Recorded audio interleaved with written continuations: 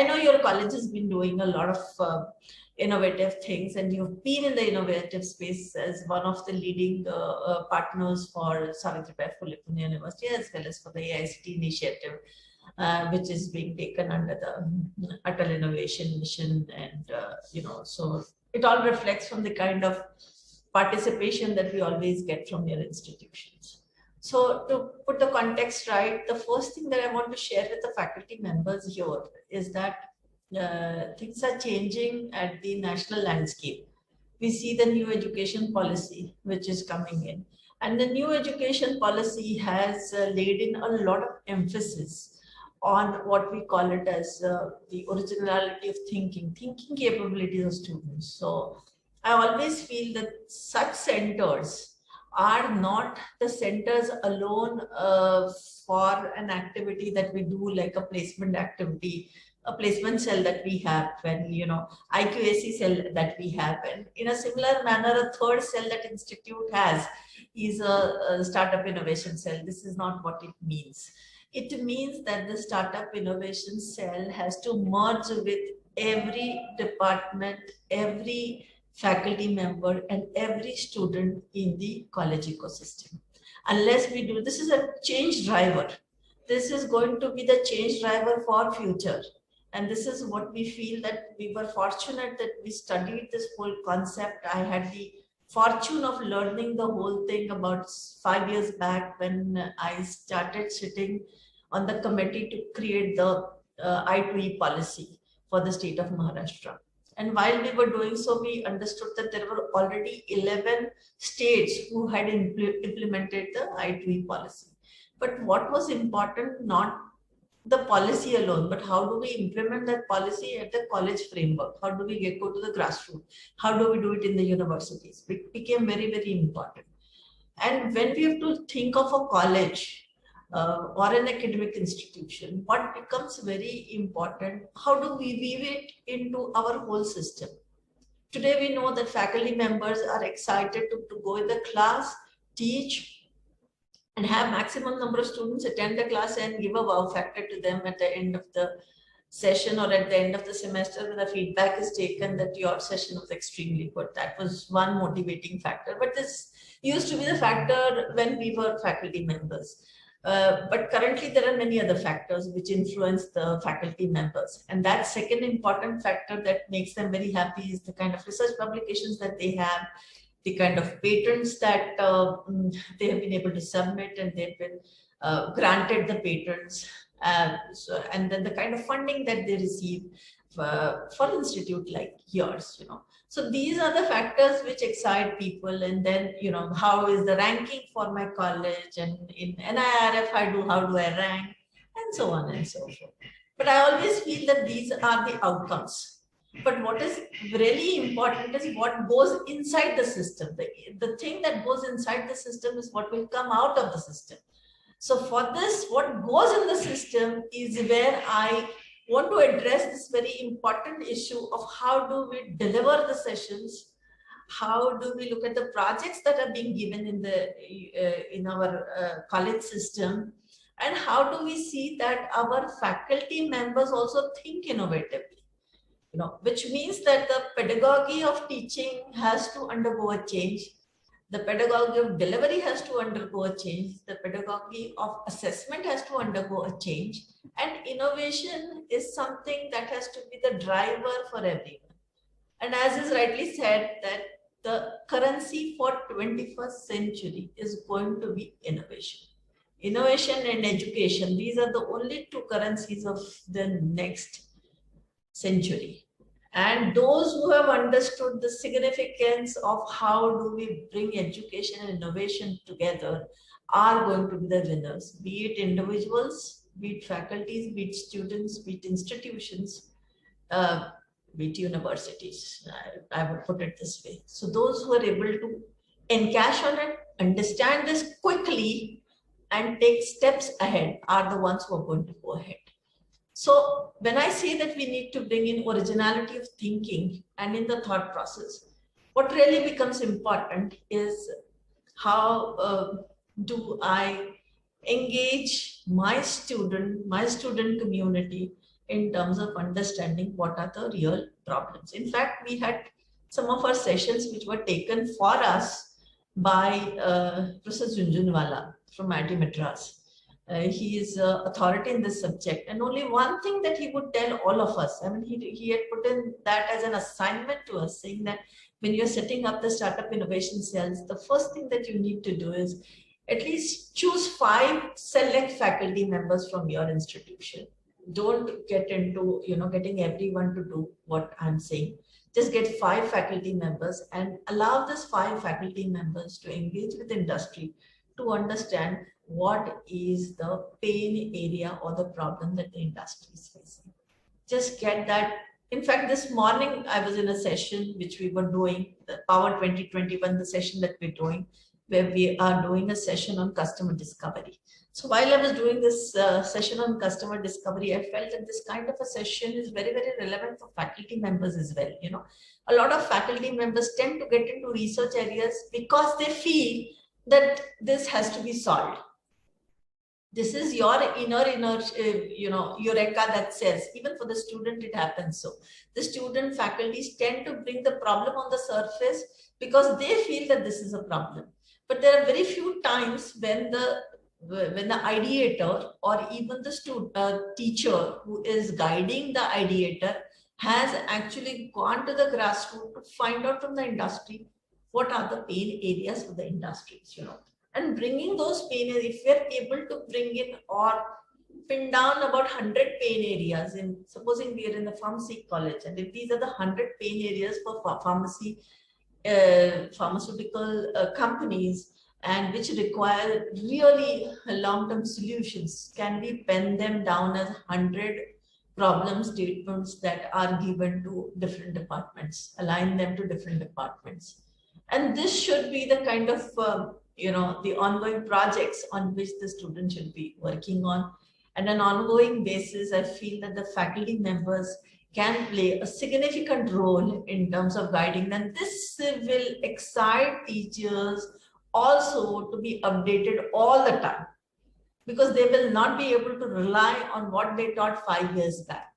The way in which we did the teaching, so it was only first 2 years when we had to take in a lot of pressure to understand the subject, how to put it in the class, and then next 2-3 years it was like a autopilot mode. We go in the class and we deliver in the class, and only the students keep changing. But this kind of a framework will keep everyone on the toes. I really feel that the students get really benefited, and we really don't have to put any piracy software to understand and look at the outcome of any of the project or the research that comes out of it. It will be autopilot mode where everyone will be able to do things very, very differently. Everyone's project will be a unique project. Today, if you are talking of an X number of patents coming out of your institute, I am very sure with this kind of an approach, you will have X plus plus coming in absolutely next 2 years. It's not a rocket science. It does not, especially for an institute which is located in a place called Pimpri, which is in the hub of the industrial hub, where you are located in an industrial hub. And there are various initiatives which could really be and very softly taken up. Another important thing that I want to bring on the table for all the faculty members is that gone will be the days where we will be confined to our faculties alone. So we will have to look at multidisciplinary kind of a work, and that is what we are trying to do through I2E competitions. So I2E competitions are the competitions which bring multiple set of people on the table. So there is someone from a pharmacy college, there is someone from a business school, there is someone from an engineering institution, there is someone who is from an arts or science college. All of them come together on a given set of a platform, and the whole idea of ideators getting into commercialization of that idea is what becomes very significant. No longer does people or faculty members should feel bad about the fact that we're commercializing what we've done. I think that is going to be the currency. Innovation is going to convert your knowledge into currency. Research is something which takes all your funding money, to study. But innovation is something which helps you to commercialize your proposition that you want to bring to the market. And that is where the initiatives of technology transfers become very, very significant. Not everyone has to become an entrepreneur. I am not suggesting that, and I'm not saying that everyone sitting in this room has to become an entrepreneur. That's not what the expectation is. The expectation is, am I able to bring something on the table which is usable to people? So there has to be a distinction of application-based research, and of course there will be some people who will still want to work on the fundamental side. Let them work on the fundamental side. But I think as colleges, we could concentrate 100% on application-based research proposals and projects which will be of some use to the society. And what is that use in the society that these projects could be of is what will bring the motivation into the whole college. Currently, we are all facing a big challenge, and that big challenge is that we are all online. We have no face-to-face kind of a classroom. I am not in a classroom. Even now, I can see only 5 faces. So with this 5 faces, I have to assume that there are some 120 people sitting in this room, and 120 of them are listening to me. I'm very sure someone is on some other call, someone is having his lunch, someone is gone to some other room, and these are the common instances. So we have very little interaction and interface and eye contact with the people. And I think under such circumstances, what will keep the education system, it's fine. You need not tell them to open the videos, etc. That's fine with me. But I'm just posing that as a challenge. When this is supposedly the challenge, what could be the best method of getting our education to people where they're pushed to the wall to study? And I think this is one way of ensuring that you push people to the wall in terms of saying that this is the problem statement, this is the research that you have to do, this is the theoretical aspect, for whatever we're doing. We're not deviating anyone from the theoretical aspect. We bring in the theory for the given space. We try and bring the practice problem statements only in the classroom. And this is where I merge the two of them for people to start talking, thinking, speaking, and trying to find the solutions. And this is going to be highly beneficial, not only for individuals, but for the society at large, because we'll be able to garner that kind of respect that educational institutions for so long have been wanting to get from the industry. And that is the key, I feel, to the success for any of the academic institutions in times to come. In fact, I had a small presentation that I would like to share here with everyone. And this presentation, can we put it in the,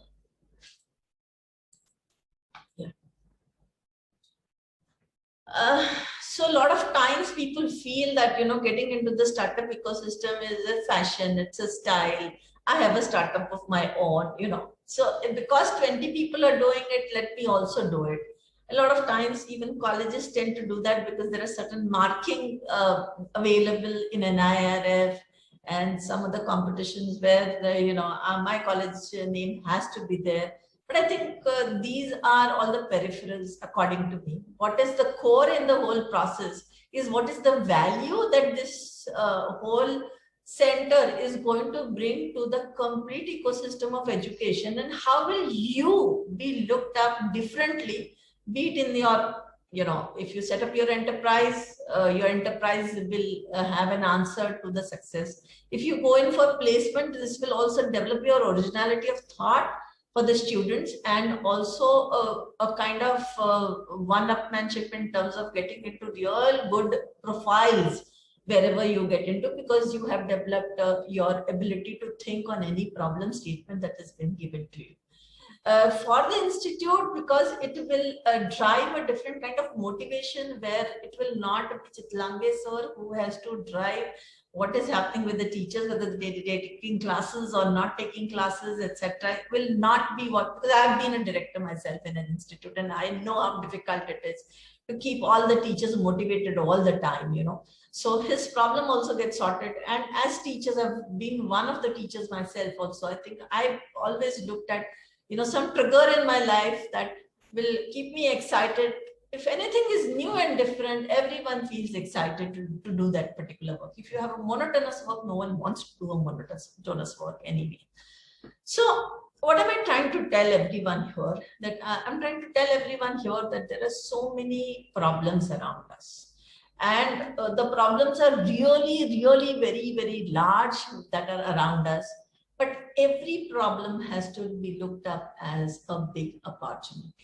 So if I have COVID as a problem, there are big opportunities. People have done that in the past. And I think in your sector, in your industry, there are people who were very, very quick in terms of scaling up to the problem. And now you have multiple areas to work on, because every day there is a new variant of the virus that's coming up, and there is a huge opportunity for a lot of you to get into that particular kind of work. And I always feel that if there is no problem and if there is no solution, there will be no reason why any company will exist, for that matter.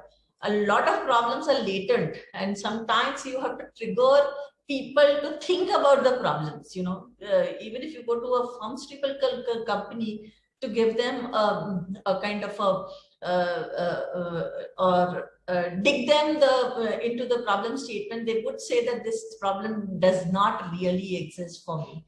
But there are times where you have to trigger the problems, and once you trigger the problem and you get the horse to say that I need it, is the time when you start working on it. And this is where the ecosystem of startups will definitely flourish. And I feel that in a given college ecosystem, we could really strive at looking at maybe a set of about 5 to 7% of the students who get into the startup ecosystem. We could really look at about 30 to 40% of the people who understand this whole space well and go out into the market and start working, you know. And I am leaving the lower end of the spectra of 20-25%, where no one can make any change because they have so much of rigidity that they don't want to change themselves. So it can't be the principal, it can't be the teachers, it can't be they themselves who can make a change, you know, because they're so tuned to being in a comfortable zone and in the comfortable life that they don't want to do anything. So I'm saying that 75%, even if you consider that we are concentrating on 75% of the people around us and we are doing some kind of a work, I think we're going to be really, really successful. And I feel that even in the 5, 7, 10% of the people who get into the startup ecosystem, there is no harm in teachers, faculty members getting engaged in those startups. You could definitely be a part of that particular startup as one of the board members who is a non-executive board members. So non-executive board members would be those board members who will not be drawing salary from the startup, but you can take money for your sweat equity over a period of time and in the way of advisory. But this way, if you have your skin in the game with the students, I think the startups are likely to flourish. One important thing that I also want to drive here when I'm speaking about the faculty members, especially in the pharmaceutical side, where people have a great desire to have their whatever you have researched to get it patented. But my simple question as a startup specialist is that why do I have to patent that technology? You patent the technology because you want to safeguard that from others to copy it, which means that there has to be some element of commercialization in that. So unless you have a component of commercialization and unless you want to think about it, there is no point in patenting the technology for the sake of your profile or for your CV, both for the students as well as for the faculty members. I feel that it is very, very essential to have that agenda clear in your mind as to why do I want to patent the technology, which becomes very important in our thought process. I feel this is a Millennium development goal. There are 16 goals. I've just written down 8 goals here. So out of these goals that are universally accepted goals, problem statements could emerge from any one of them. And I think most of them relate to the pharmaceutical industry, in terms of primary education, in terms of maternal health, HIV, the biggest one being the COVID now, which is something that all of us could really work on, environmental sustainability, child mortality, empowering women. So there could be many. So I'm just giving you the list of the standard goals which are set worldwide. And under these goals, can I look at some of the problem statements that I could work on and find a solution to is very, very important. So while as faculty members and while as students who are getting into the startup ecosystem, it is very important for us to understand why are we doing so, how are we doing so, and what is it that I'm going to achieve by doing so. I have some of the startups in your space. So there are 2-3 startups who are working in the healthcare space. So one of the startup who has come out with a product which is over-the-counter product, which is reducing the after effects of cancer. So this is the product which does not require a lot of clinical trials. It is not a cycle of clinical trials that they have to go through, but over-the-counter product that he's brought, and the kind of experiments that the company is trying to do. Of course, he was in the same cycle of getting it patented, etc. But over a period of time, the challenges and the problems were that there are a lot of cancer patients, and all the cancer patients were having an issue and challenge of after effects of the cancer, after the chemo and after the radiation, the problems. And the therapy, which I'm not saying that this is a core solution of cancer. The solution that the company has found is peripheral, and which is a latent need for every cancer patient home. So this is why I brought the product into the market, which was done basis a study of about 25-30 customers, client. How was it done? So there were experiments which were done. This is a part of his PhD research that he has done, and out of this product has. And what is it trying to achieve out of it is the empathy for the clients who are going to be using it. Since this is a very preliminary and an introductory session has to be about someone who has to be very passionate about an idea. And this is not something that is not known to us. Every one of us know what Vivekananda said. But Vivekananda said that because he was Vivekananda. I am not Vivekananda. So why should I say this? But if I think that I am Vivekananda, and if I think I'm Steve Jobs, and if I think that I'm Mark Zuckerberg, I can definitely become one. But if I decide that I am not in that category, I will not think about it. Unless I have that passion in me to make something very passionate in my life, to make it a reality. A lot of times we've observed that, there is a statistics across the world that 90% of the startups fail. It's only 10% of the startups that are able to succeed in the market. So 10% of the people have conviction in themselves and confidence in themselves. 90% are evaded because a lot of times it is not the fault of theirs, but it is a lot of circumstances around them. The patience and the time that was required for the startup to emerge and become successful. In fact, in all our teachings that we do in the university, we teach all our startups that spend 90% of your time in planning. It is only 10% of your time in execution, which is very essential. But this is where people fall. When they have a product and they want to commercialize the product, the first thing that they do is they just want to do their selling cycles, even before having decided what really needs to be done. So those are the few things that we tend to tell people, because a lot of techies come to us, and techies always feel that technology, meaning from your case, it is domain. So domain is predominant, domain is important, but domain cannot give you business. Knowledge cannot give you business. Knowledge has to be accompanied with what we call it as the business acumen, which is required, which is understanding the customer, understanding what the customer feels, understanding what the market feels, which is very, very important.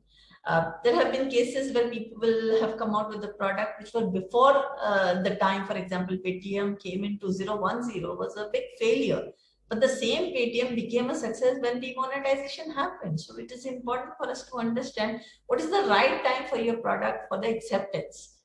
So that kind of patience is really required, and marrying yourself to your idea is what is the key to the success. A lot of people will deviate you from your idea, even for professors, faculty members, for students. It applies to everyone, saying that, okay, this is my mission, this is my passion, and this is my goal, and this is my objective, and I'm going to achieve. And all the four should align with each other. And this is to be done while the student is in the college.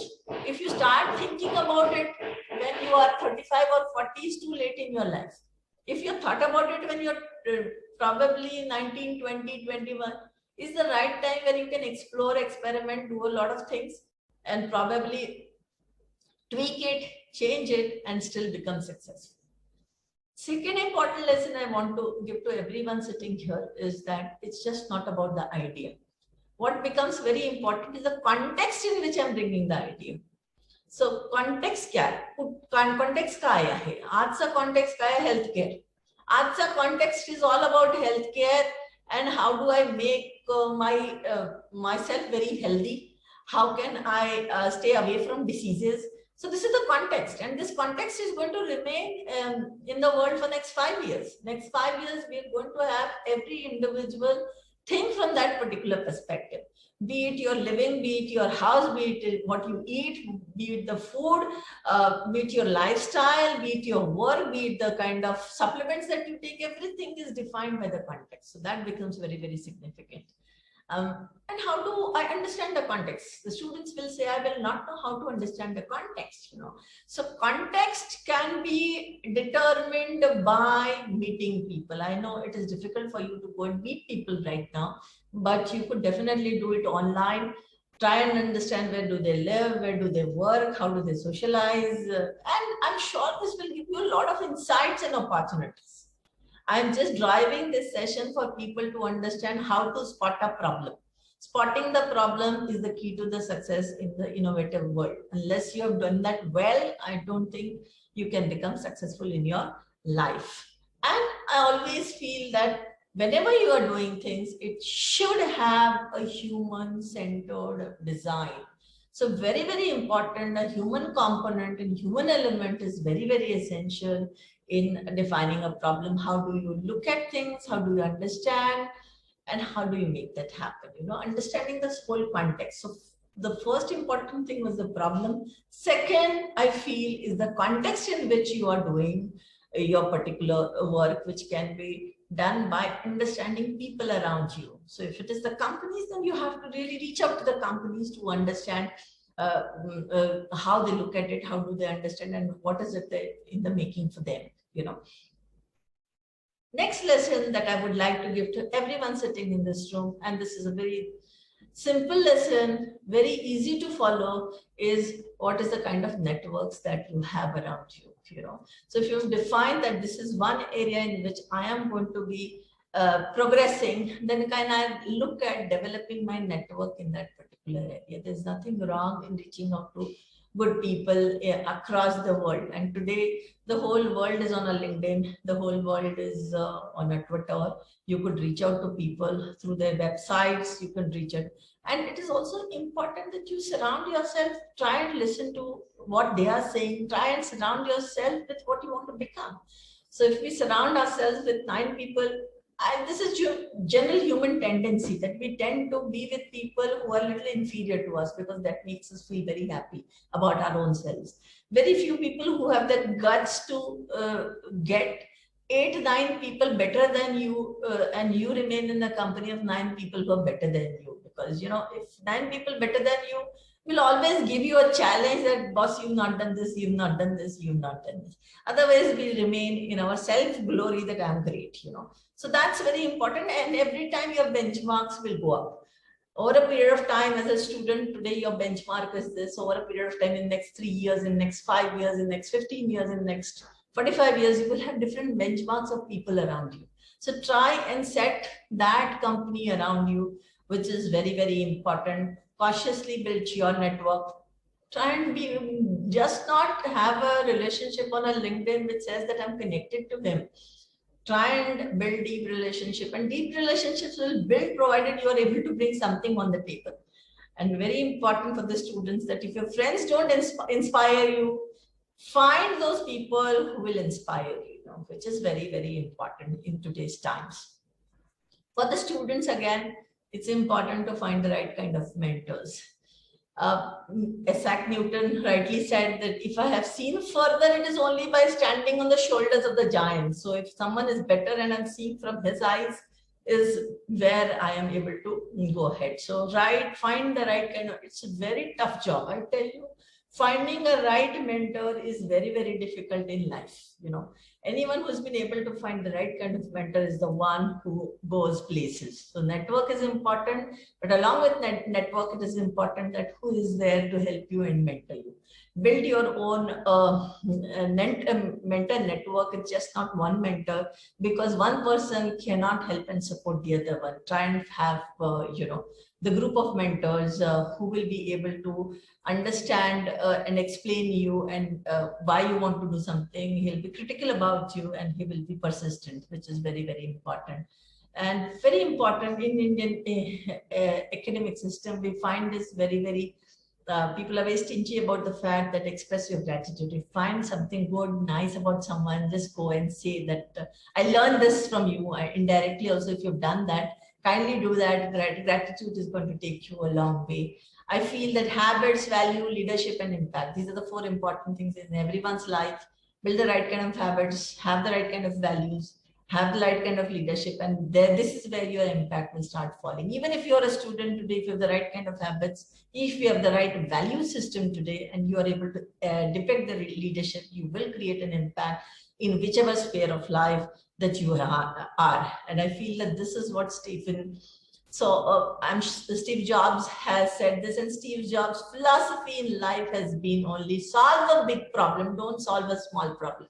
Try and look for a problem which is really very, very big. Understand people's psychology, understand why do you want to, what is it that you bring on the table.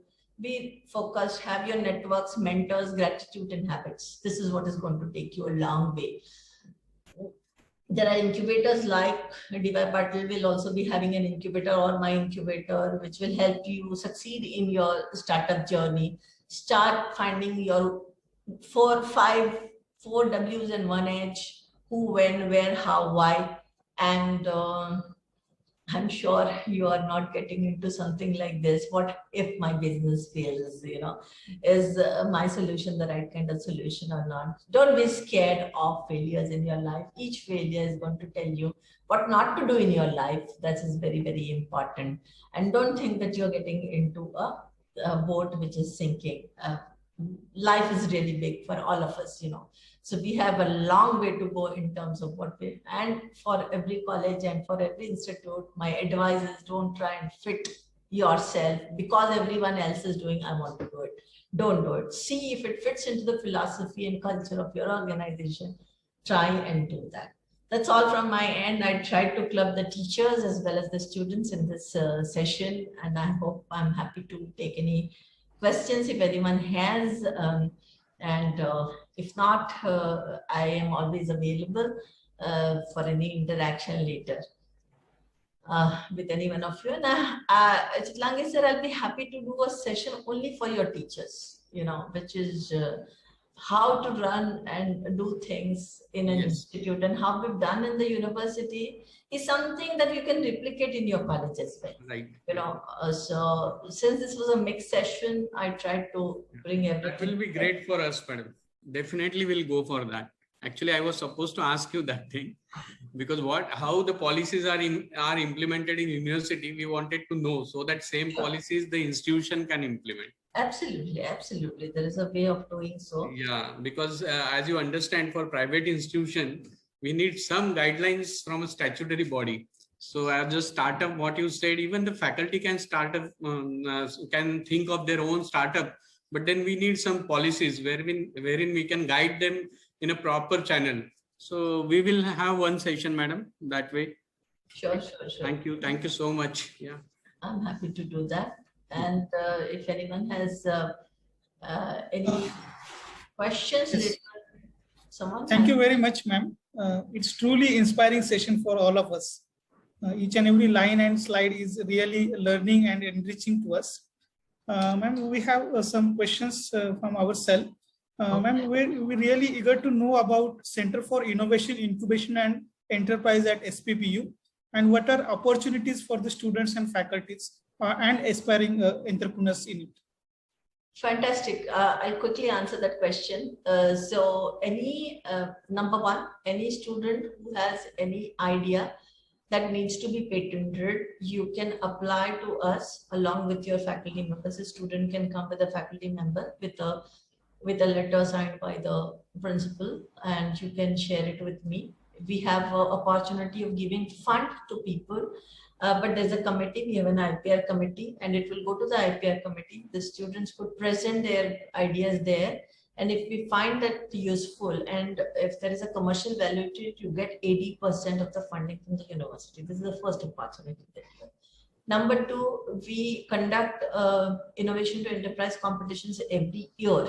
But the competitions are not limited to the prize money of 50,000 and ₹1,00,000. This year, we also conducted hackathons in partnership with the companies. But to our surprise, we found that the problem statements given by the companies, there were very few takers from colleges.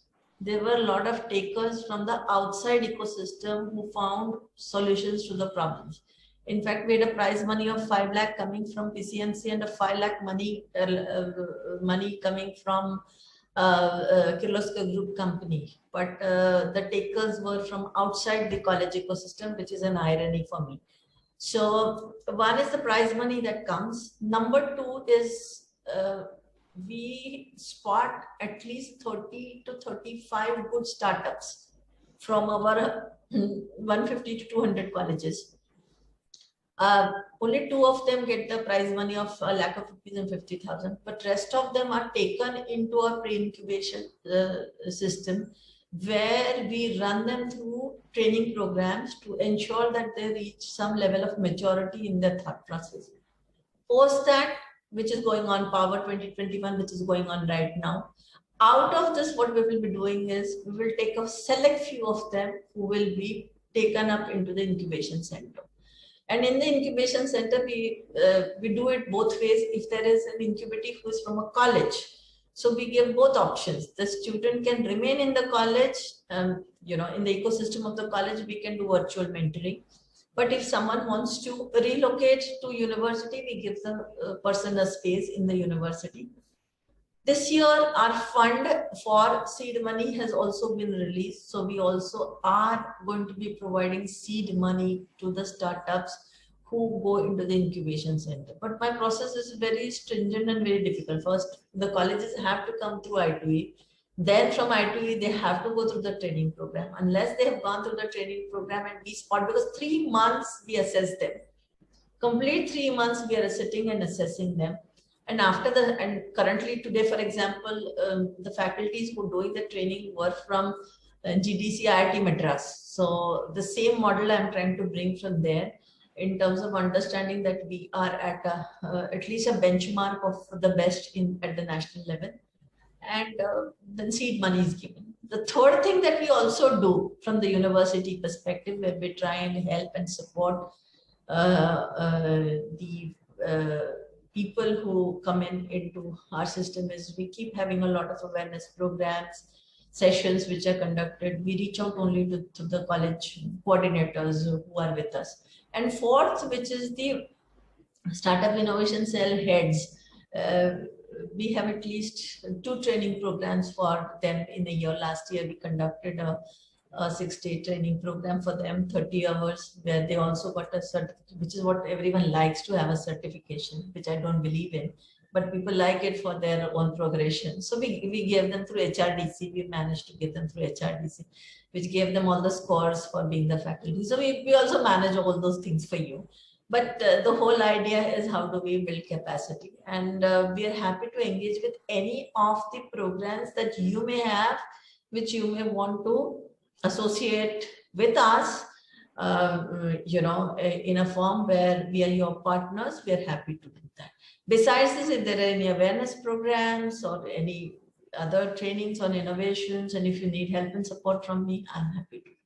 These are the few things that university is doing for the colleges, which you should make use of this opportunity that we have given.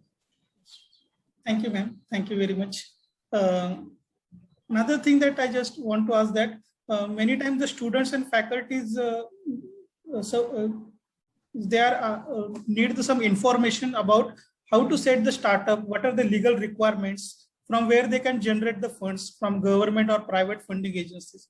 For all these questions, how they can get the answers? Is there any information center or helpline number available from where they can get this information? Sir, I tell you, I have a major problem. I don't know whether your Lange sir has this problem or not, but any faculty who walks into my office in the university, they have only one question: where will I get the funding from?